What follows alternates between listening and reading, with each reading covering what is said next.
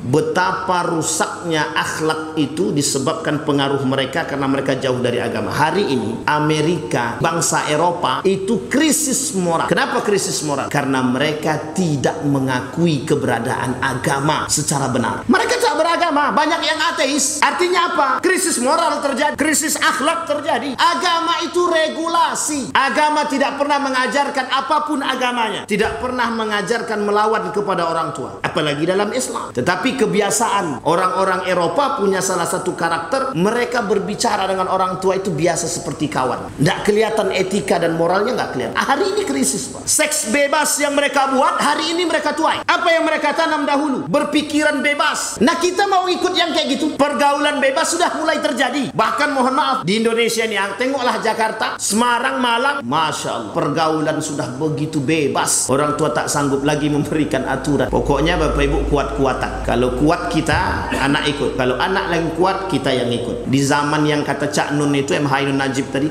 ini zaman edan. Apa maksudnya zaman gila? Yang benar salah, yang salah betul. Yang salah dibenarkan, yang benar disalahkan. Begitu kata beliau.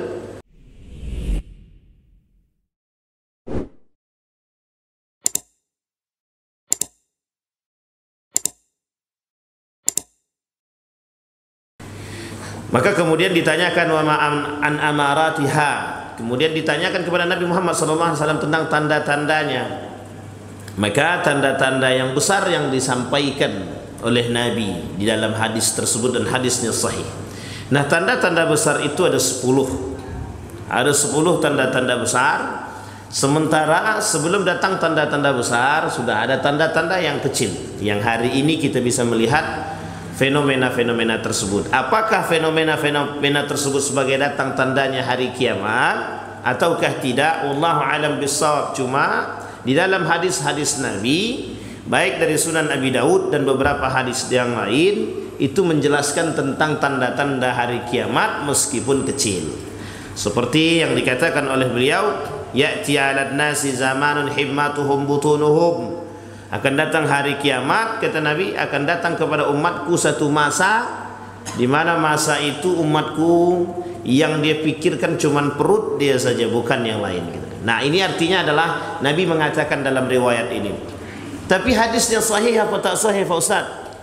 Memang sebagian daripada hadis ini ada yang dhaif, ada yang hasan, ada yang sahih. Tergantung, ketika kita melihat hadis ini hasan dan sahih itu baik. Tapi ketika hadis ini dhaif, maka kita boleh mengambil manfaat daripada hadis dhaif tadi. Hanya saja kita tidak boleh mengambil, menjadikan dia dalil atau alasan untuk berhujjah dengan hadis yang dhaif. Tetapi sebagian ulama mengatakan dengan hadis yang dhaif tersebut boleh diambil fadilahnya. Bahkan mengambil fadilah, kata Ibnu Qayyim Al-Jauziyah, mengambil fadilah dari hadis-hadis sahih itu baik. Karena memang di dalam hadis-hadis tersebut, baik sahih Bukhari, sahih Muslim, terdapat juga hadis-hadis yang lemah. Pertanyaannya, mengapa dimasukkan? Artinya adalah agar bisa orang-orang mengenal, mengetahui, paling tidak mengambil manfaat atau fadailnya, faidah-faidah daripada hadis-hadis yang lemah tadi. Tapi kalau hadis itu palsu, disitulah kemudian yang harus kita tinggalkan. Kalau hadis ini palsu atau lemahnya lemah banget, tingkat kelemahannya tinggi, barulah kemudian hadis ini kita mencari tahu kebenaran hadis tersebut. Kalau memang ternyata hadis ini derajatnya betul, hadis ini palsu, maka kita tidak boleh pakai hadis tersebut. Baik Bapak Ibu sekalian yang berbahagia, kita lanjutkan, mudah-mudahan untuk tanda-tanda hari kiamat kecil hari ini, di subuh ini bisa kita selesaikan. Kita ulang sedikit pada nomor yang 24. Kata baginda Nabi Muhammad sallallahu alaihi wasallam, ya'ti 'alan nasi zamanun himmatuhum butunuhum. Akan datang satu masa pada umatku, kata Nabi, himmatuhum butunuhum, yang ada dalam pikiran mereka, yang ada dalam keinginan mereka, yang ada dalam diri mereka, keinginan mereka, tekadnya umat-umatku nanti kelak di akhir zaman, kata Nabi, butunuhum. Jadi apa yang dipikirkan dalam pikiran mereka adalah perut mereka. Bagaimana perut kami terisi? Artinya apa? Ini berbicara tentang dunia. Artinya apa? Ini berbicara tentang nafsu. Artinya apa? Tolak ukur pola pikir manusia ketika itu adalah perut. Artinya, mohon maaf, artinya adalah perbedaan manusia dengan binatang ketika itu tidak jauh. Karena binatang yang dia pikirkan adalah perut dia. Maka ketika itu manusia seperti binatang, yang mereka pikirkan adalah perut mereka. Binatang itu kalau ada makanan dia diambil orang lain, itu rela bunuh-bunuhan itu. Rela mereka akan berbunuhan demi makanan. Jadi kalau ada makanan yang tergeletak, tahu dia itu makanan, dan ini orang akan datang, binatang-binatang tadi akan datang untuk memangsa makanan tersebut. Kalau ada musuhnya lain, kalau ada binatang yang lain datang, mereka akan jadikan itu musuh dia juga. Artinya begitukah manusia kelak di akhir zaman? Kata Nabi begitu. Artinya apa? Kelak manusia akan berfikir segala hal itu tentang perut dia. Jadi sedikit saja. Di hari ini kan kita juga bisa melihat beberapa fenomena senggol bacok ya. Senggol bacok artinya, oh ini lapak-lapak saya. Mohon maaf Bapak Ibu, jangan salah. Ini sangat-sangat menjadi krusial hari ini. Apa kata bahasa mohon maaf orang-orang yang tidak beriman hari ini, urusan perut itu sensitif. Urusan perut sensitif. Ternyata bahasa ini sudah lama. 1400 tahun yang lalu dikatakan oleh Nabi, urusan perut ini sensitif. Masalah lahan parkir saja bisa berbunuhan. Itu lahan parkir Pak, belum lahan-lahan yang lain gitu. Apalagi permasalahan-permasalahan yang lain. Tidak usah jauh, ketika mohon maaf ada si A, seharusnya si A ini mendapatkan tempat, kursi atau porsi atau sebagai apalah dia gitu. Tapi tiba-tiba datang si B, yang si B kemudian menduduki posisi dia. Loh, si A ini bisa datang ke dukun. Untuk ngapain? Untuk menyantet orang yang si B tadi. Kasarnya begini, saya dapat kursi seharusnya, atau seharusnya saya mendapatkan posisi tersebut, jabatan tersebut. Tapi tiba-tiba datang kawan saya. Nah, kawan saya tiba-tiba duduk di situ. Karena manusia tadi cinta jabatan, cinta kekuasaan, yang penting urusan perut, urusan yang ada nafsu, urusan dunia, apapun akan mereka lakukan. Sehingga mohon maaf, saya pun bisa datanglah kita ke dukun, tolong santet dia. Begitu mainnya Pak. Demi jabatan, demi kekuasaan, demi posisi, demi apa? Demi hawa nafsu. Demi apa? Demi perut. Demi apa? Demi duit, demi dunia. Artinya apa? Manusia kelak di akhir zaman itu mereka akan berpikir bagaimana menggapai dunia itu, bagaimana memposisikan dunia itu pada diri dia sebagai Tuhan terbaru dia. Sehingga apapun akan mereka lakukan untuk mendapatkan posisi tersebut. Mereka tak berpikir harus menggadai agama. Mereka tak berpikir, mereka tidak takut harus keluar daripada keislaman, murtad, syirik. Mereka tidak pikir. Karena ketika itu hampir semua orang sama. Ketika itu hampir semua orang berperilaku sama. Semuanya akan berlomba-lomba mencari dunia. Fastabiqul khairat, berlomba-lomba mencari kebaikan itu hari ini. Tapi kelak 20 tahun yang akan datang kita tidak tahu. Apakah betul mereka berlomba-lomba mencari kebaikan atau berlomba-lomba mencari kepentingan dunia. Wa syarafahum mata'uhum. Betul seperti yang dikatakan oleh Imam Ghazali, yang menjadi manusia mulia dan berwibawa adalah harta mereka. Harta mereka, maka orang akan berlomba-lomba. Pada riwayat yang lain kata Nabi, kelak ketika bangunan-bangunan hari kiamat itu akan datang, ketika bangunan-bangunan itu lebih tinggi daripada masjid. Menara masjid lebih tinggi pula bangunan-bangunan tersebut daripada menara masjid. Para ulama hadis mengatakan ini konteksnya kepada hadis yang terjadi di kejadian yang terjadi di Masjidil Haram. Kalaulah kalian melihat bangunan-bangunan melebihi tinggi dia daripada Masjidil Haram atau menara Masjidil Haram, maka tanda kiamat akan datang. Hari ini kan begitu. Ya Bapak Ibu boleh lihat kalau sampai di tanah suci, gedungnya itu tidak ada yang rendah-rendah, tinggi-tinggi semua. Tapi belum sampai melewati batas. Dan ini oleh para ulama mengatakan apa maksudnya? Orang kelak di akhir zaman itu berlomba-lomba meninggikan rumah, berlomba-lomba meninggikan rumah, berlomba-lomba memperkaya diri. Burj Khalifah itu kurang tinggi apa? tinggi sekali. Bapak Ibu pernah datang ke Dubai? Belum pernah? Kalau sudah pernah kita doakan untuk kesekian kali. Yang belum kita doakan biar bisa berangkat. Amin. Jangan diaminkan po. Kalau tak umroh dulu atau haji dulu, ini mau ke Dubai pula dulu. Jadi kalau punya uang datanglah ke Mekah dulu, jangan ke tempat-tempat lain dulu. Tempat-tempat lain itu dalam riwayat Nabi, jangan kalian pergi kalian ketiga tempat, kecuali ketiga tempat kata Nabi. Kalau kalian jangan kalian pernah traveling kecuali ketiga tempat. Yang pertama Makkah, Madinah, Masjidil Aqsa. 3 ini dulu. Setelah itu terserahlah. Yang penting untuk kebaikan. Kembali masalah tadi, bangunan. Sehingga tinggi-tinggi. Orang-orang berlomba-lomba mencari kekayaan. Orang-orang berlomba-lomba mencari kemuliaan. Kemuliaan itu datang karena harta mereka. Sehingga mereka mohon maaf Bapak Ibu, hari ini kita bisa melihat orang-orang akan mencari kekayaan tadi. Sejalan dengan hadis sebelumnya itu, bagaimana manusia bisa mengurusi perut dia hanya karena duit saja. Mereka takut kehilangan lapak karena duit. Mereka takut kehilangan lapak karena perut. Kalau lapak ini diambil, ini kejadian nyata di kampung saya itu, ketika lahan parkir dia diambil oleh, padahal ini keluarga, diambil oleh keluarganya lahan parkir tersebut. Apa yang terjadi? Dibunuhnya tetangga tadi. Untung tak mati.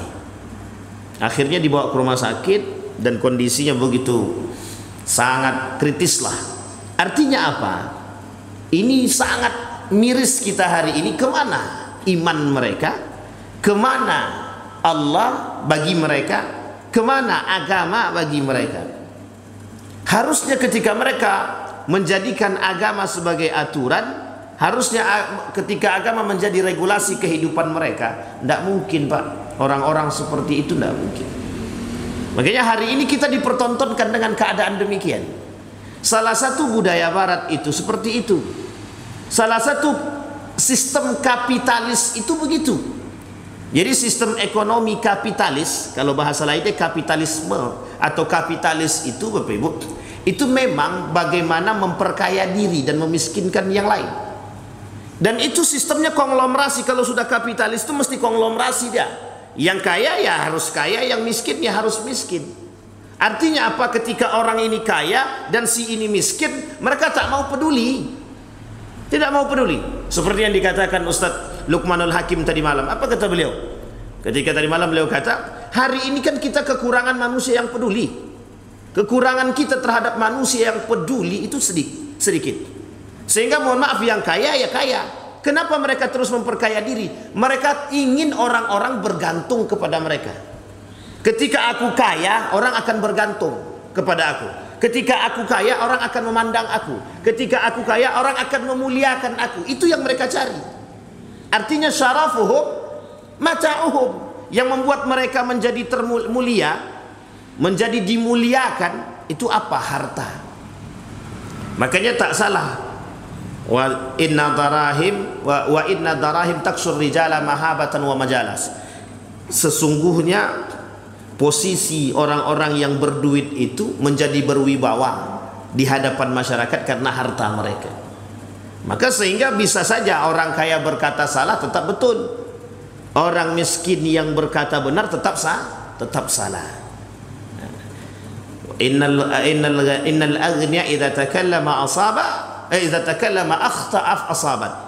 Wa innal faqira idza takallama akhta'a, wa idza al faqir idza takallama akhta'a, idza takallama asaba akhta'a. Kalau orang fakir berbicara betul sekalipun tetap salah.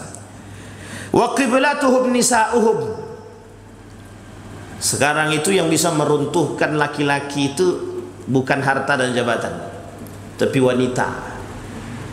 Jadi Bapak Ibu kalau melihat fenomena perselingkuhan, nah ini kami merangkum Bapak Ibu dari beberapa data. Itu kasus perselingkuhan itu di negara kita ini meningkat. Tapi unik itu, kasus perselingkuhan itu meningkat. Apa maksudnya kasus perselingkuhan itu meningkat?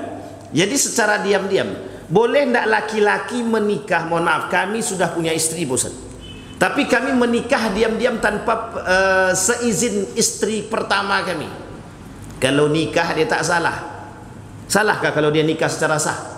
Tak salah. Sebenarnya tidak harus mendapatkan izin dari istri pertama. Tidak harus. Kalau kita mau merujuk kepada hukum, tak harus. Tapi kalau mau merujuk kepada, mohon maaf, undang-undang negara kita, di KUA itu harus ada izin daripada istri pertama. Meskipun secara hukum syariat tak benar. Karena kalau izin Pak Ustadz, tidak mungkin kami dapat, gitu deh. Iya juga, gitu. Makanya kata Ustadz Saad Latif itu, kami orang Bugis ini, kata beliau, itu kami ini tidak takut istri, gitu. Hanya saja istri kami lebih berani daripada kami, gitu. Nah, itu kata Ustadz Saad Latif. Saya nonton di YouTube kan live itu tadi malam. Tadi malam di Masjid An-Nur itu. Saya coba nonton di live saja, gitu. Jadi begitu. Akhirnya apa? Mohon maaf. Kadang-kadang peristiwa suami takut istri ini juga merajalela hari ini. Ketika salah satu kota di Jawa Barat itu memang dunia terbalik betul itu. Dan itu kenyataan. Yang difilmkan di televisi itu kenyataan itu. Laki-lakinya jaga anak, istrinya pergi kerja. Laki-laki dia cari anak, jaga anak. Tak kerja kalian. Suatu ketika kami berangkat ke tempat tersebut bersama kawan itu untuk melakukan penelitian. Kita cari tahu betul tak? Memang tidak semua laki-laki, tapi mayoritas. Itu mayoritas itu. Laki-lakinya kemana? Laki-lakinya kerja apa? Yang ngurus anak, pergi antar anak sekolah, bersih rumah, cuci baju. Itu laki-laki. Saya tanya istri-istri bapak kemana? Oh, istri kami pergi kerja Pak Ustaz. Kemana kerjanya? Ada yang ke luar kota, ada yang ke Mekah, ada yang ke Saudi, ada yang ke Dubai dan lain sebagainya. Artinya fenomena ini kelihatan. Laki-laki yang menjaga rumah, bersih, mendidik anak, perempuan yang kerja. Ini dah terbalik nih, secara fitrah dah terbalik. Harusnya laki-laki yang punya tanggung jawab kerja. Begitu juga sebaliknya. Dan kasus ini ternyata bukan sedikit. Mulai nampak di beberapa daerah. Pergi antar jemput anak, suami. Yang cuci baju, suami. Kata istri saya, bang, bapak samping tuh yang cuci bajunya suaminya, kata dia. Kata ibu samping tuh yang cuci baju suaminya. Saya bilang, itu nyuruh saya nyuci atau bagaimana? Paham apa ibu maksud saya? Artinya apa? Ketika perempuan menjadi sesuatu yang ditakuti, atau justru sebaliknya, perempuan bisa menjadi salah satu yang dicari. Jangan salah Bapak Ibu, saya pernah ceritakan kepada Bapak Ibu juga. Saya tak sebutlah, tapi anggota dewan lah kan begitu. Jadi anggota dewan itu dulu waktu saya di Yogyakarta itu ada beberapa anggota dewan, saya tak sebut dari daerah mana. Kebetulan kawan saya ini germo. Dia laki-laki tapi germo. Germo itu dia yang mengumpulkan, dia punya kontak perempuan-perempuan, mohon maaf, perempuan wanita malam. Nah, ketika itu yang lagi laris itu kata dia, yang lagi laris itu ayam kampus. Bapak Ibu tahu ayam kampus? Tahu ya Pak ya? Bukan ayam yang sedang kuliah ya. Ayam kampus itu perempuan-perempuan yang memang pekerjaannya perempuan wanita malam lah, tapi mereka mahasiswi. Itu terjadi Bapak Ibu. Kami datang ke rumah dia, ke kosnya teman saya ini. Itu mohon maaf ya, itu agak vulgar sedikit. Di dalam kos itu kita lihat kondom di mana-mana itu. Betul itu Pak. Saya bilang, ya Allah, ini apa maksudnya nih? Saya tanya sama beliau, apa maksudnya ini? Ya, ini nanti kalau orang-orang daerah datang mau pesan, nah kami tinggal kasih saja. Oh begitu. Bisa. Orang sudah punya kekuasaan, sudah punya jabatan, sudah punya harta, kurang apa? Kaya sudah, kekuasaan punya. Yang dia tak punya cuma satu saja, iman. Kalau dia nikah secara baik-baik, sah dia nikah, itu tak ada salah. Mau 4 istrinya sekaligus dia gandeng, tak ada masalah. Kan ada juga anggota dewan yang istrinya 4 itu, digandeng ke 4-4-nya, tak ada salah. Tapi yang menjadi masalah ketika, mohon maaf, perselingkuhan yang disebut di sini zina. Perzinahan yang mereka lakukan di mana-mana. Mereka booking hotel 1, 2, 3 untuk apa? Untuk melakukan zina. Perzinahan yang mereka lakukan. Andai kata semua hotel punya aturan, masuk ke sini harus pakai buku nikah, itu kan sulit itu. Banyak yang hotel tak laku itu. Saya yakin itu. Kenapa tak bisa masuk? Nah, kemana kami cari? Sampai sini paham Bapak Ibu ya? Maka ketika pemerintah mengatakan hotel syariah gitu ya, ketika ingin membangkitkan hotel syariah, itu kadang-kadang hotel syariah juga agak kebingungan itu. Regulasinya seperti apa? Ada salah satu hotel syariah di salah satu kota itu tak sanggup karena sunyi jadinya gara-gara menerapkan sistem syariah. Artinya apa? Kurang kuat iman. Maka tak salah. Laki-laki itu masalah harta kuat dia. Masalah kekuasaan oke. Masalah harta dia kuat, masalah jabatan kuat. Masalah posisi oke. Tapi ketika datang perempuan, itu dia luntuh. Bukan hanya orang yang tak beriman saja yang luntuh, yang beriman saja bisa rusak. Yang beriman bisa rusak. Wanita. Makanya mohon maaf ibu-ibu jangan tersinggung ya, hari ini itu penjualan perempuan namanya. Jadi perempuan itu sekarang ini mulai menjual tubuh dia. Ini aku pakaian seksi nih, kalian tengoklah katanya. Nanti kalau digoda dia tak mau. Kayak aku lah perempuan murahan saja gitu. Tapi padahal yang membuat dia murah siapa? Diri sendiri. Keluar pakai celana pendek, paha ayam nampak, ketek nampak, mending kalau sudah mandi. Ini tak. Itu yang dipamerkan. Sudah hitam, buruk, mati pula lagi, hidup pula lagi. Kalau bahasanya kata guru saya begitu. Artinya sadar diri. Sekalipun mohon maaf, baik kali dia, bagus, dia cantik, dia apa boleh mereka menampakkan itu? Tidak boleh. Maka kata guru saya, Miss Universe itu adalah penjualan. Penjualan siapa? Penjualan tubuh perempuan. Dan mohon maaf Bapak Ibu, di negara Arab itu terjadi. Sekarang sudah mulai ikut-ikutan itu Miss Universe itu. Di Saudi Arabia kan mau dibuat Miss Universe, lomba ajang Miss Universe. Bapak Ibu harus tahu apa syarat menjadi salah satu peserta Miss Universe itu. Harus cantik, harus putih, tinggi semampai, pakaian seksi, harus terbuka, apa lagi? Makanya harusnya harus dibuat itu Miss Universe Islami itu. Tetap aja Bapak Ibu itu penjualan. Kenapa yang dijadikan orangnya harus cantik, harus putih, harus seksi? Coba cari yang lain. Sampai di sini paham Bapak Ibu? Dan mengapa harus membuka aurat? Dan ajang seperti ini dianggap ajang yang paling go internasional, yang paling wow, yang paling bagus. Nah kalau perempuan-perempuan seperti ini, Bapak Ibu kalau beli mobil atau beli motor gitu ya, SPG-nya laki-laki atau perempuan? SPG-nya laki-laki atau perempuan? Ada yang laki-laki dan perempuan. Sekarang pertanyaan saya, yang perempuannya, mohon maaf, yang perempuannya berpakaian seperti apa? Pakai gamis besar, kerudung lebar, atau mohon maaf tidak pakai sama sekali? Itu fenomena apakah? Fenomena. Begitukah? Iya. Dulu iklan Shopee, lihat iklan Shopee, itu perempuannya pakai celana pendek semua, goyang-goyang. Dan itu kemudian mohon maaf oleh Majelis Ulama Indonesia dikecam itu, dapat teguran itu, ditegur karena memang brutal itu, bukan brutal lagi, dah parah itu Bapak Ibu. Artinya apa? Orang tak malu lagi sekarang jual aurat itu, tak malu. Mereka berpakaian tapi sempit. Kata Nabi, sinfani min ahli nar, kata Nabi, dua golongan menjadi penghuni neraka, tak bisa mencium bau surga sedikit pun. Siapa mereka? Perempuan salah satunya adalah perempuan yang berpakaian tapi telanjang.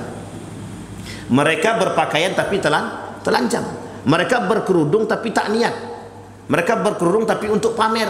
Mereka berpakaian tapi sempit. Mereka berpakaian tapi transparan. Mereka berpakaian tujuannya untuk dipandang. Dan itu penjualan. Mereka menjual diri mereka ke hadapan orang lain. Ketika disenggol, ketika digoda, mereka marah. Padahal yang membuat itu terjadi adalah diri mereka sendiri. Tapi coba bayangkan ketika perempuan berkerudung besar, bergamis, ada yang mau cuit-cuit gitu? Tidak ada. Apa yang mau dicuit-cuitkan? Nampak pun tidak. Sampai sini paham ya Bapak Ibu? Maka nisa'uhum qiblatuhum, perempuan menjadi tujuan mereka, kiblat mereka. Ketakutan suami terhadap istri. Jangan salah Bapak Ibu, Banyak suami-suami yang takut istri, sehingga banyak suami-suami, aku pokoknya kalau tidak bisa abang menghidupkan aku dengan layak, aku pergi, aku minta cerai. Dengan itu berpikir pula suami tadi, iya gimana caranya ya? Akhirnya mohon maaf, semua hal akan dilaku, baik korupsi lah, yang penting tangan istriku punya emas. Mau apapun dia, yang penting perut istriku terisi. Mau apapun itu, yang penting istriku berjalan pakai mobil. Jadi dia akan lakukan apapun, akan mereka lakukan, baik yang halal maupun yang haram. Karena apa? Ketakutan suami, takut dicerai. Bapak-bapak kalau nampak istri-istrinya begitu, kalau kau nak cerai, ceraikanlah. Ceraikan betul Pak, biar tahu rasa dia sekali-sekali. Artinya apa? Hati-hati, jangan sampai kita yang terpedaya. Karena kalau setan tak bisa menghasut kita, dia akan menghasut istri kita. Kalau tak bisa dia menghasut istri kita, dia akan menghasut anak kita. Kalau tak bisa juga anak kita, istri kita tak bisa dihasutnya, dia akan cari orang tua kita. Kalau tak bisa juga, dia akan hasut orang-orang yang di sekitar kita. Jadi setan itu punya banyak celah untuk menghasut. Yang harus berhati-hati siapa? Kita. Makanya perlu itu kita mencari tahu talbisul iblis itu, bagaimana strategi iblis itu untuk selalu membuat kita terjerumus. Wadinuhum darahimuhum, dan agama mereka, Tuhan mereka adalah harta mereka, duit mereka, jabatan mereka, kekuasaan mereka. Ulaika syarrul khaliq, kata Allah, itulah orang-orang seburuk-buruknya ciptaanku, kata dia. Seburuk-buruknya makhluk, seburuk-buruknya ciptaan, kata Allah. La khalaqa lahum indallah, mereka tidak punya akhlak di hadapan Allah. Mereka sedang tidak berakhlak kepada Allah. Jadi salah satu bentuk akhlak kepada Allah, kata guru saya itu, salah satu bentuk akhlak kepada Allah itu adalah menjalankan perintahnya dan menjauhi larangannya. Hari ini orang menjalankan perintahnya, menjauhi larangannya, tapi bersubhat dengan perintah Allah, bersubhat dengan syariat Allah. Apa maksudnya bersubhat dengan syariat Allah itu? Kalau tidak pakai baju kan terbuka aurat semua. Kalau pakai baju besar agak aneh sedikit, maka pakailah yang sempit tapi tetap menutup aurat. Itu yang disebut dengan bersubhat itu, Bapak Ibu. Bersubhat dengan siapa? Dengan hukum Allah. Bersubhat dengan apa? Dengan syariat agama. Mereka jadikan hal-hal demikian untuk mencari celah agar mereka bisa melakukan yang mereka inginkan. Kami menutup aurat kok, iya tapi sempitnya minta ampun. Kami menutup aurat kok, dulu pakainya celana, sekarang legging. Besok mulai dari legging, setelah setipis-tipisnya legging, besok dicari kain paling tipis lagi. Begitulah keadaan kita hari ini. Baik, itu yang ke-24. Yang nomor 25. La tadhhabul ayyam wal layali hatta yakhluqul Qur'an fi suduri aqwamin. Kata Nabi, tidak akan terjadi hari kiamat itu sampai kalian melihat hari-hari itu, Al-Quran itu tidak ada lagi di hati, di dadanya orang-orang berislam, orang-orang beriman. Al-Quran tak ada lagi. Apa maksudnya Al-Quran tidak ada lagi? Kalau dulu kita melihat Al-Quran itu berjalan, di mana-mana banyak orang yang mengerti Al-Quran, di mana-mana kita mendengar orang baca Quran, di mana-mana kita melihat banyak orang yang berlomba-lomba hafal Al-Quran. Dari masjid satu masjid ke masjid yang lain, orang-orang baca Quran. Anak-anak berlomba-lomba lari-lari itu. Kalau kita di kampung-kampung itu dulu, anak-anak berlari-lari untuk datang ke masjid itu. Mau ngapain? Mau baca Quran, mau ngaji sama guru-guru ngaji. Hari ini kita akan melihat keadaan yang terbalik. Orang tak lagi, Al-Quran itu tidak lagi di hati.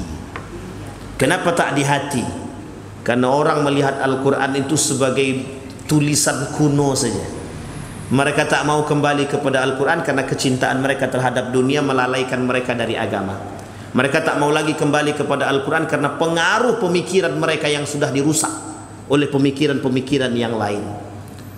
Mereka tak mau kembali kepada Al-Quran karena mempelajari Al-Quran ini sulit, butuh guru ngaji, harus begini, harus begitu. Mereka tak mau lagi kembali kepada Al-Quran karena di dalam Al-Quran banyak kali aturan. Mereka tak mau kembali kepada Al-Quran karena ketika membaca Al-Quran harus bertadabbur dengan Al-Quran. Ini Bapak Ibu yang harus kita perhatikan.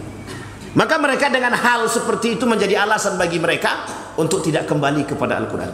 Apa Apa sebenarnya yang membuat mereka jauh daripada Al-Quran? Fenomena alam. Apa fenomena alam tersebut? Nabi berkata akan berkurang sedikit demi sedikit orang yang cinta terhadap Al-Quran. Tapi penyebab fenomena itu muncul apa? Kecintaan manusia terhadap dunia.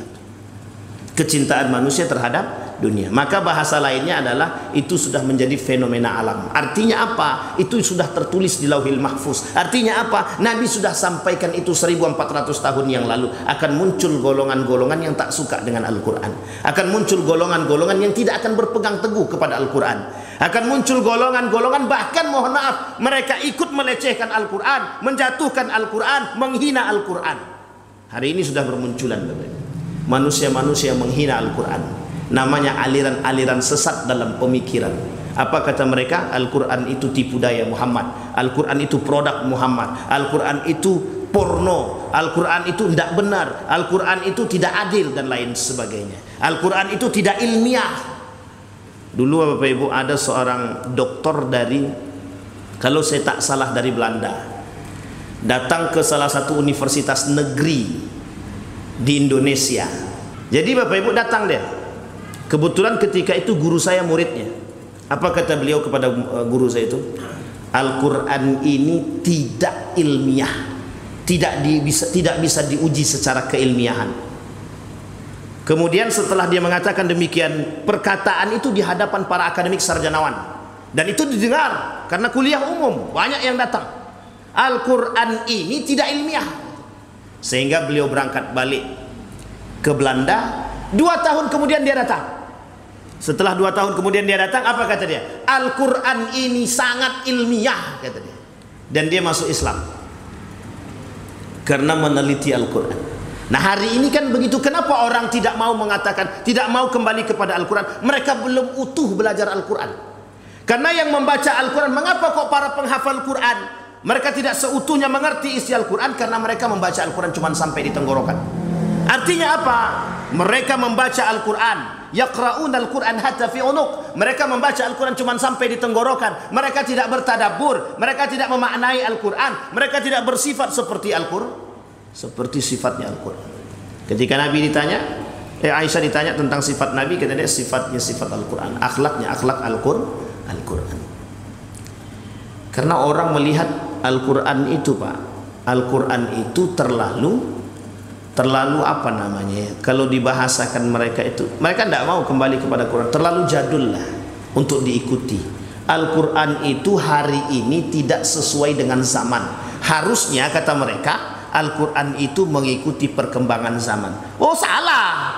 Yang harus mengikuti perkembangan zaman bukan Al-Quran, tapi zaman yang harus mengikuti Al-Quran, bukan Al-Quran yang harus mengikuti perkembangan zaman. Sehingga ketika Al-Quran mengatakan tutup wahai perempuan, tutup aurat kalian, apa harus Al-Quran dirubah? Apa kata mereka? Kalaulah zaman sekarang wanitanya terbuka, berarti Al-Quran harus mengikuti mereka, harus dirubah ayatnya. Tidak. Mereka yang harus mengikuti Al-Quran. Al-Quran mulai dari turunnya sampai nanti hari kiamat, dia tidak akan lecet sedikit pun. Inna nahnu nazzalna al-Quran, inna nahnu nazzalna dzikra, inna nahnu nazzalna dzikra wa inna lahu lahafizun. Kami turunkan ayat ini, kami sekaligus kata Allah, kami turunkan para penjaganya. Siapa para penjaganya? Para penghafal Quran yang benar. Maka Bapak Ibu sekalian yang berbahagia, Al-Quran tidak akan usang, tidak akan pernah usang. Hanya saja yang usang itu manusia, karena manusia itu jauh daripada Al-Quran. Baik, kemudian yadrusul Islam kama yadrusu wasyus saubi. Ada orang yang mempelajari Al-Quran, mempelajari Islam, nanti Islam itu lusuh dari diri dia, hilang dari tubuh dia, seperti apa namanya bahasanya, baju-baju yang luntur. Baju-baju yang luntur. Artinya apa? Tidak kekal Islam itu pada diri mereka. Tidak kekal nilai-nilai itu dalam diri mereka. Luntur seperti lunturnya baju. Jadi baju itu kalau dicuci kan lama-lama luntur, dia warna hilang. Begitulah. Kata Nabi, kelak di akhir zaman orang berislam itu yang betul-betul tidak berislam, atau Islamnya KTP, Islamnya cuma masuk-masuk ikut-ikutan, Islamnya cuma nebeng dan lain sebagainya. Itu Islam dari diri mereka secara perlahan hilang, luntur secara sendirinya. Bagaimana luntur? Ketika mereka nampak zaman berkembang, mereka akan mengikuti. Nampak peradaban barat, mereka ikuti. Nampak peradaban Korea, dia ikuti. Nampak peradaban Jepang, dia ikuti. Nampak peradaban yang lain, dia ikuti. Semua akan dia ikuti. Akhirnya hilang dari diri dia nilai-nilai Islam tadi. Tak nampak lagi, tak jelas. Sehingga yang tersisa apa? Nafsu dia, dunia dia.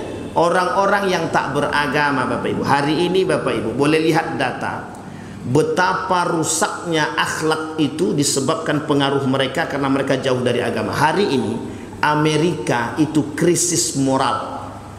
Hari ini bangsa Eropa itu krisis moral. Kenapa krisis moral? Karena mereka tidak mengakui keberadaan agama secara benar. Mereka tak beragama, banyak yang ateis. Artinya apa? Krisis moral terjadi, krisis akhlak terjadi. Agama itu regulasi. Agama tidak pernah mengajarkan apapun agamanya, tidak pernah mengajarkan melawan kepada orang tua, apalagi dalam Islam. Tetapi kebiasaan orang-orang Eropa punya salah satu karakter, mereka berbicara dengan orang tua itu biasa seperti kawan. Tidak kelihatan etika dan moralnya, nggak kelihatan. Hari ini krisis, Pak. Seks bebas yang mereka buat hari ini mereka tuai. Yang mereka tanam hari ini mereka petik. Apa yang mereka tanam dahulu? Berpikiran bebas, sehingga terjadi seks bebas, pergaulan bebas. Hari ini apa yang mereka petik? Karakter-karakter yang buruk. Dari siapa? Dari manusia-manusia yang dihasilkan dari produk-produk yang buruk. Bayangkan, Pak. Nah, kita mau ikut yang kayak gitu. Pergaulan bebas sudah mulai terjadi. Bahkan mohon maaf di Indonesia ini, di salah satu kota di Indonesia ini, tengoklah Jakarta, Semarang, Malang, Masya Allah, pergaulan sudah begitu bebas. Orang tua tak sanggup lagi memberikan aturan. Pokoknya Bapak Ibu kuat-kuatan. Kalau kuat kita, anak ikut. Kalau anak yang kuat, kita yang ikut.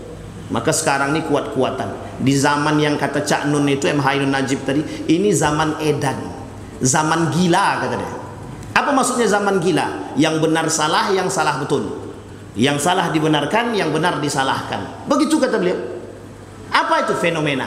Begitulah keadaan hari ini. Dan fenomena itu Bapak Ibu kita rasakan hari ini. Apa maksudnya? Yang selamat, yang kuat iman. Yang tak selamat, yang tak kuat iman hancur. Baik Bapak Ibu. La taqumus sa'ah hatta yuqalu fil ardi la ilaha illallah. Hatta la yuqalu fil ardi la ilaha illallah. Nanti Bapak Ibu, ketika di akhir zaman itu kata Nabi, tidak akan kita mendengar kalimat la ilaha illallah. Yang kita dengar apa? Cautan, pisu-pisuan. Apa namanya bahasa Jawa pisu-pisuan itu ya? Ya itulah pokoknya. Caci maki, menghina, perkataan-perkataan yang tak benar. Itu yang akan kita dengar. Kalau dulu kita masih sering dengar la ilaha illallah. Kata orang terkejut aja ucapannya Allahu Akbar, kan begitu. Kalau sekarang terkejut, antum belau kata dia kan. Kalau terkejut aja sekarang, itu karena kebiasaan. Jadi kalau orang yang terbiasa mengucapkan kalimat-kalimat thayyibah, itu ketika dia kaget yang keluar dari mulutnya kalimat thayyibah. Tapi kalau mohon maaf, kalau kebiasaan dia menyebutkan kaki 4, kaki 2 dan tidak punya kaki itu nanti yang kebiasaan ketika dia kaget yang keluar juga begitu. Dan itu Bapak Ibu kelak di akhir zaman mungkin belum nampak, tapi kelak di akhir zaman kata Nabi, kalian akan sulit mendengarkan orang-orang berkata la ilaha illallah. Atau kata Nabi, kata para ulama mentafsirkan hadis tersebut, nanti kalian akan melihat orang mengucapkan la ilaha illallah sekedar ikut-ikutan. Ketika ditanya, mengapa kalian mengucapkan la ilaha illallah? Nenek moyang kami dulu begitu. Mereka tak paham makna la ilaha illallah, hanya sekedar mengucapkan makna la ilaha illallah. Mereka tak mengerti isi kalimat la ilaha illallah. Arti kalimat la ilaha illallah, tiada Tuhan selain Allah. Tapi hari ini tiada Tuhan selain duit, harta, kekuasaan. Begitu mereka. Iya. Maka bahasa yang hadis yang kedua tadi kita sampaikan, yang disebut dengan agama mereka, dinuhum darahimuhum, dirhamuhum dinuhum. Yang menjadi Tuhan mereka, agama mereka adalah harta mereka, mata'uhum. Baik. La taqumus sa'ah hatta yadhharul fusul wal bukhul. Fuhush wal bukhul. Tidak akan terjadi hari kiamat, kata Nabi, sampai nanti kalian akan melihat orang-orang berlomba-lomba dalam pelit. Apa itu pelit? Berlomba-lomba dalam berbuat keji, berlomba-lomba dalam bakhil, pelit, tak mau saling membantu, berlomba-lomba dalam mencari kekayaan, juga berlomba-lomba dalam kepelitan. Oh, jangan coba Bapak Ibu. Tidak ada nanti di akhir zaman tuh sedikit yang mau bayar zakat. Itu pun bayar zakatnya dengan menggerutu. Apalah nih bayar zakat juga lagi gitu. Apa menggerutu itu bahasa Indonesianya itu? Ya itulah menggerutu itu. Merepet. Ya kan, merepet kan tuh kan. Dalam hati dia tak ada ikhlasnya lagi. Zakat saja dia sudah menggerutu, apalagi sedekah, apalagi infak. Tidak akan ada itu. Tidak akan mau mereka lagi. Ketika yang disodorkan kotak infak, dicari dia. Kan ada video yang viral waktu itu tuh. Duit dia keluar 100.000, dikiranya duit sampingnya tadi, dikasihkan oleh orang sampingnya uang 100.000 tadi. Dikiranya untuk masukkan kotak infak. Rupanya duit dia sendiri yang jatuh gitu. Baru begini kepalanya, ya Allah, kata dia, salah masuk, kata dia. Artinya apa? Ketika kotak infak jalan, orang akan mikir antara 100.000 atau 1.000. Kalau ada yang, Bapak Ibu kira-kira ya, ini ada kotak infak jalan, yang dicari 100.000 apa 1.000? Bukan 1.000 Bu, dicari lagi yang paling kecil 500 kalau ada. Coba bayangkan. Artinya orang tak percaya. Begini Bapak Ibu, makanya kenapa Allah tidak memperlihatkan pahala daripada sedekah itu. Kalau Allah lihat, kalau Allah perlihatkan, semua orang akan berlomba-lomba itu. Makanya orang yang meninggal itu di dalam Al-Quran kan itu sharih itu, di dalam Al-Quran disampaikan itu. Ya Allah, hidupkan kami kembali. Kalaulah kami tahu betapa besarnya pahala sedekah tadi, maka kami akan bersedekah dari yang paling baik yang kami miliki. Maka bahasa ayat Al-Quran itu disebutkan di dalam Al-Quran tersebut begitu. Hidupkan kami kembali, la tasaddaqa, kami akan betul-betul bersedekah, kata dia. Tapi kata Allah itu mustahil untuk menghidupkan orang yang sudah mati. Bukan tidak bisa bagi Allah, tapi mustahil. Kenapa? Sudah terlanjur. Karena mereka tak percaya. Mereka tidak percaya dengan itu. Kenapa tak percaya? Karena sifatnya pahala tadi tak nampak. Makanya Bapak Ibu, hari ini kalau saya tanya Bapak Ibu, kira-kira Bapak Ibu ini beribadah karena surga atau neraka? Karena surga atau neraka? Mesti jawabannya karena surga. Padahal bukan itu jawabannya. Mengapa kita beribadah? Mengapa Bapak Ibu? Karena untuk mengharapkan ridho Allah, bukan surganya Pak. Andai kata surga dan neraka tidak ada, ini andai kata saja nih, tapi tak boleh berandai-andai ini sebenarnya. Saya yakin tidak ada yang beribadah. Kenapa tak ada? Karena harapannya cuma itu. Orang-orang beribadah mengharapkan surga. Salah kata salah. Tapi surga itu balasan bagi orang-orang yang mencintai Allah dengan ikhlas. Makanya masuk surga itu bukan karena pahala secara utuh, rahmatnya Allah. Kalau rahmatnya Allah terpenuhi, tapi untuk mendapatkan rahmatnya Allah butuh ibadah. Jadi harus paham strukturnya. Beribadah, mencari rahmatnya Allah, mencari ridhonya Allah, yang kelak bisa memasukkan kita ke dalam surganya Allah. Baik, dua lagi, habis itu habis. Tenang Bapak Ibu, ini gerak cepat nih, insyaallah, mudah-mudahan. Kemudian la taqumus sa'ah hatta takhruju sab'una kadzaban, kata Nabi. Tidak akan terjadi hari kiamat sampai muncul 70 para pendusta. Tak perlu kita khawatir. Kalau 70 para pendusta itu bukan datang lagi, sudah nampak lebih dari 70. Bahkan Bapak Ibu boleh lihat itu, para pendusta-pendusta yang duduk itu. Bukan lagi pendusta itu orang biasa. Bukan lagi pendusta itu orang yang tidak amanah. tidak punya amanah, tidak punya jabatan. Bahkan para pendusta itu yang duduk, yang diberikan amanah, mereka yang berani berdusta. Mereka bersumpah dengan Al-Quran, tapi mereka mengingkari Al-Quran, mengingkari Allah. Mereka bersumpah atas nama Allah dan Rasulnya, mereka berkhianat kepada Allah dan Rasulnya. Itu bukan pendusta lagi Bapak Ibu, lebih daripada pendusta ada. Ini fenomena hari ini. Maka nanti di akhir zaman itu dari pemahaman hadis tersebut begini, yang namanya dusta itu menjadi tradisi, dusta itu menjadi yang sulit kita temukan orang jujur, yang susah kita temukan orang-orang yang bisa mempertahankan yang hak, yang benar. Yang akan sering kita temukan adalah pelaku kebatilan, pelaku kemaksiatan, pendusta. Makanya Bapak Ibu, di akhir zaman nanti yang paling banyak muncul itu apa? Dajjalun, kadzabun, para pengikut Dajjal. Apa salah satu sifat Dajjal tadi? Panduto. Pendusta yang paling banyak. Jadi dari sekian banyak ini yang datang, kalaulah semuanya bisa menjaga nilai-nilai itu untuk tidak berdusta, betapa senangnya Bapak Ibu. Allah senang, kita senang, masyarakat senang.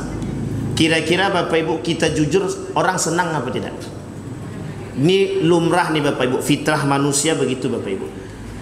Nak, kau nak menikah, menikahlah dengan orang baik, berakhlak, beragama. Tidak ada orang tua kita bilang, nak, menikahlah engkau dengan pelacur, menikahlah engkau dengan pencuri, menikahlah engkau dengan pemaksiat, pemabuk. Tidak ada. Saya yakin itu tidak ada begitu. Tapi orang tua bilang, biarlah dia tak kaya, yang penting akhlak dia baik, agamanya baik. Itu fitrah itu Bapak Ibu. Fitrah.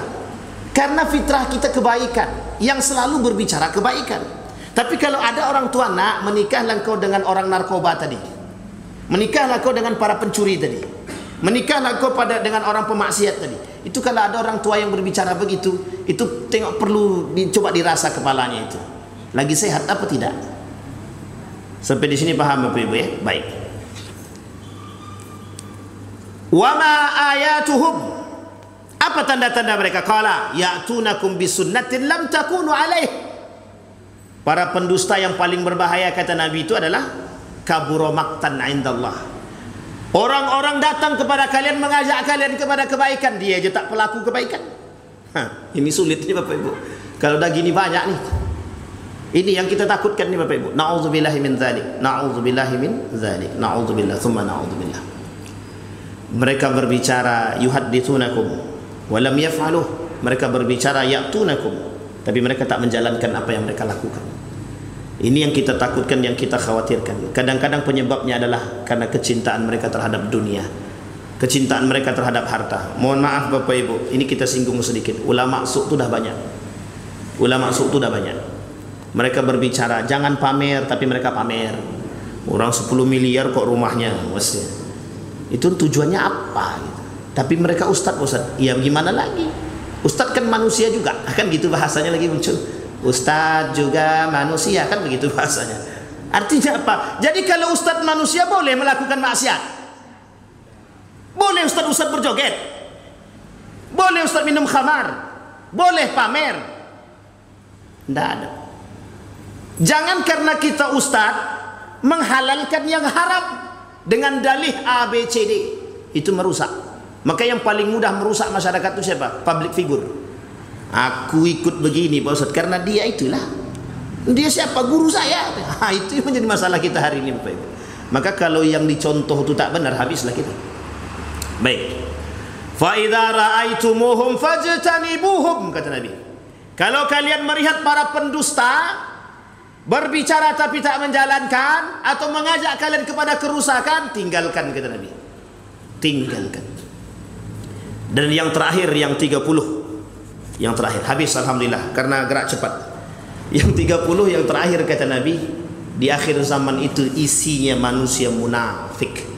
Manusia-manusia munafik. Munafik dalam berbagai macam hal. Dia berjualan, dia berbohong. Dia menjadi guru, dia berdusta. Dia menjadi alim, dia berdusta. Dia menjadi pengusaha, dia pendusta. Dia menjadi penguasa, dia berdusta. dia pemegang amanah, dia berdusta. Artinya apa? Semua lini mereka berdusta. Untuk mencari apa? Suaka. Untuk mencari apa? Kepentingan. Untuk mencari apa? Posisi. Untuk mencari apa? Kenikmatan. Untuk mencari apa? Untuk mencari semua yang bisa mereka cari, yang bisa mereka pegang. Akhirnya apa? Kecintaan mereka terhadap dunia yang menyebabkan hilangnya agama dari diri mereka. Memang satu sisi sudah menjadi sunnatullah, satu sisi sudah menjadi fenomena alam, tapi satu sisi bagi kita yang mengerti dan mengetahui tujuannya Allah sampaikan, Nabi sampaikan ini agar kita terhindar dari penyakit-penyakit wahan, hubbud dunya wa karahiyatil maut, cinta terhadap dunia. Orang kalau kejar dunia, akhirat tak ikut. Tapi kalau dia kejar akhirat, dunia ikut. Artinya apa Bapak Ibu? Berarti Pak Ustadz kalau kami jualan ini kami sedang kejar dunia atau sedang kejar akhirat? Tergantung niat. Tergantung niat. Ujung-ujungnya ada pada niat. Kalau agama dia jadikan batasan, insya Allah usaha dia itu karena Allah. Kalau yang dia jadi landasan adalah dunia dia untuk mencari keuntungan, maka mohon maaf akhirat tidak bisa ikut-ikutan. Karena apapun yang disampaikan kepada dia mental Bapak Ibu. Jangan main riba juga, jangan pinjam uang ke bank juga. Kata dia, kalau saya tak pinjam duit, maka bisnis saya tidak akan berkembang. Artinya apa? Nafsu dunia yang berbicara. Lah hancur, baru dia datang, baru sadar. Kalau tahu dari dulu aku Ustaz tak mau main. Itu terlambat. Terlambat. Saya kira itu saja Bapak Ibu. Ada pertanyaan? Tidak ada, alhamdulillah. Ada pertanyaan Ibu?